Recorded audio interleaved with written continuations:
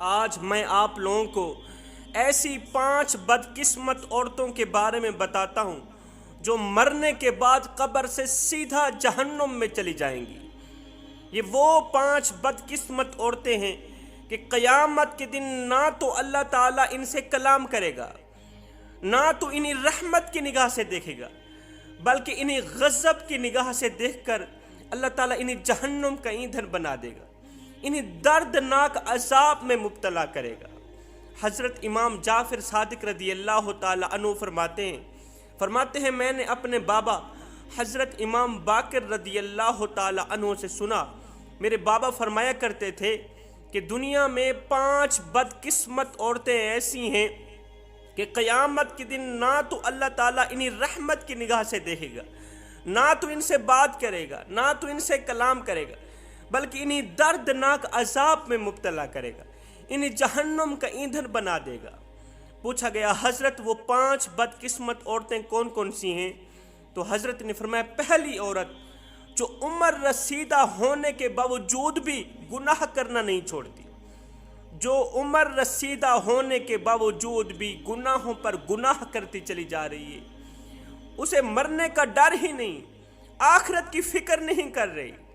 ہائے ہڈیاں کمبن گوڑے کھڑکن تے بدل گیا لک تیرا، اجے بھی بدیوں باز نہ آئیوں جیو مرد دلیرا۔ اگر میں مردوں کی بات کروں تو کچھ لوگ ایسے ہیں جن کی سفید داڑھی ہو گئی ہے، چٹے بال نکل آئے ہیں، بوڑھے ہو گئے ہیں، قبر کی طرف ٹانگیں چلی گئی ہیں، لیکن جھوٹ بولنے سے پھر بھی باز نہیں آ رہے، گناہوں پر گناہ کرتے چلے جا رہے ہیں، شرابیں پیتے ہیں، زنا کرتے ہیں، گناہوں پر گناہ کرتے چلے جا رہے ہیں۔ میں ان سے پوچھنا چاہتا ہوں بھائیو، اگر گناہ کرتے کرتے گناہ کے دوران موت کا فرشتہ آ بھی گیا، اگر گناہ کی حالت میں مر گئے، مجھے اتنا بتا دو قبر میں اللہ رسول کو کیا منہ دکھاؤ گے؟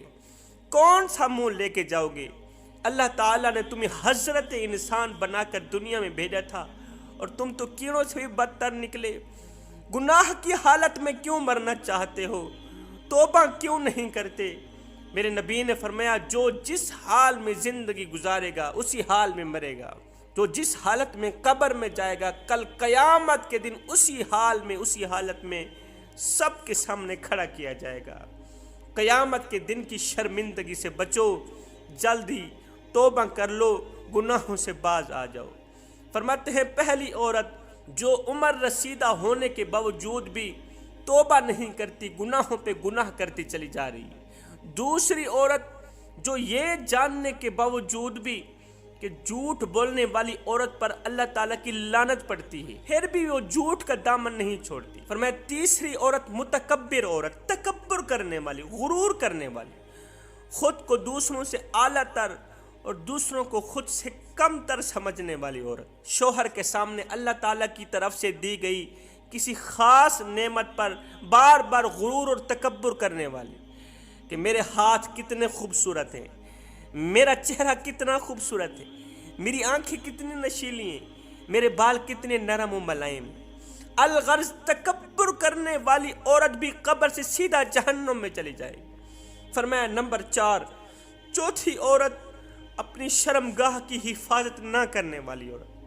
فرمایا شرمگاہ کی حفاظت نہ کرنے والی عورتوں سے بچو، کیونکہ ان کے پیروں سے نیچے آنے والی مٹی بھی ان پر لعنت کرتی ہے۔ شرم و حیا کی حفاظت نہ کرنے والی عورتوں پر ہر وقت ہر گھڑی اللہ تعالیٰ کی لعنت برستی ہی رہتی ہے۔ ایسی عورت سے شادی کبھی بھی نہ کرنا جو اپنی شرم و حیا کی حفاظت نہیں کرتی، ورنہ یاد رکھنا وہ تمہیں بھی دنیا و آخرت میں تباہ و برباد کر دے گی، جہنم کا ایندھن بنا دے گی۔ اور میں 5ویں عورت چغلی کرنے والی، غیبت کرنے والی، وہاں کی سن کر یہاں پر لگانا، یہاں کی سن کر وہاں لگانا، پھر دونوں بھائیوں کو آپس میں لڑانے والی عورت، جھگڑانے والی عورت۔ فرمایا ایسی عورت سے بھی شادی نہ کرنا۔ یہ جو غیبت ہے نا، یہ نیکیوں کو اس طرح کھاتی ہے جس طرح آگ لکڑیوں کو کھاتی ہے، اس کی نیکیاں ضائع کر دی جاتی۔ بنی اسرائیل کی ایک عورت تھی جو بہت ہی عبادت گزار تھی، وہ دن کو روزہ رکھتی، ساری رات قیام کرتی تھی، دن کو روزہ رکھتی، ساری رات قیام کرتی۔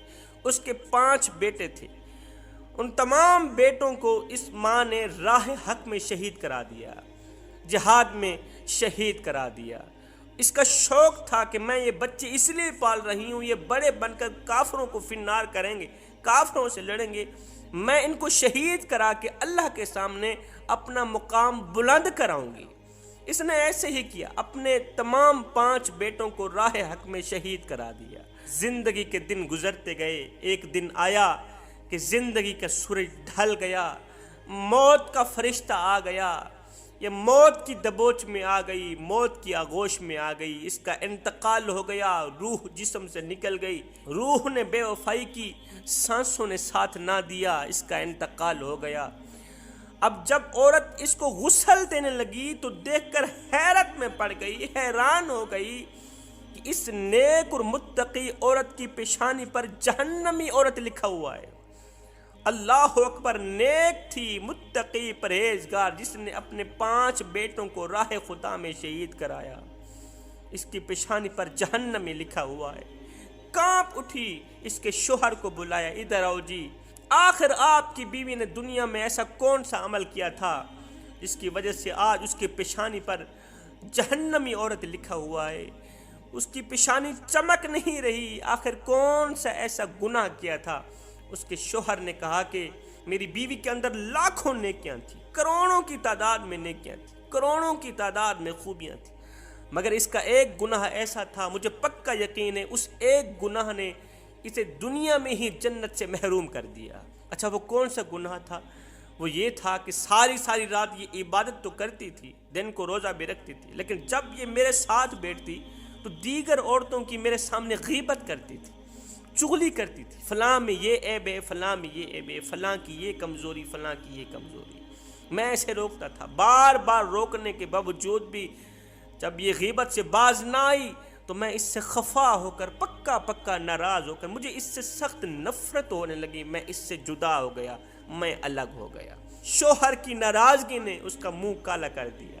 جب شوہر نے مری ہوئی بیوی کا چہرہ دیکھا، جہنم کا لوگو دیکھا تو اس کا دل شفقت سے بھر آیا، آنکھوں سے آنسو بہنے لگے، ایک دم رونے لگا، سوچ میں پڑ گیا کہ اس کے مجھ پر لاکھوں احسانات ہیں، اس نے میرے کپڑے دھوئے، مجھے کھانا بنا کے دیتی رہی، ساری زندگی اس نے میری نوکری بھی کی، میرے اوپر لاکھوں احسانات کی بارش برسا دیے۔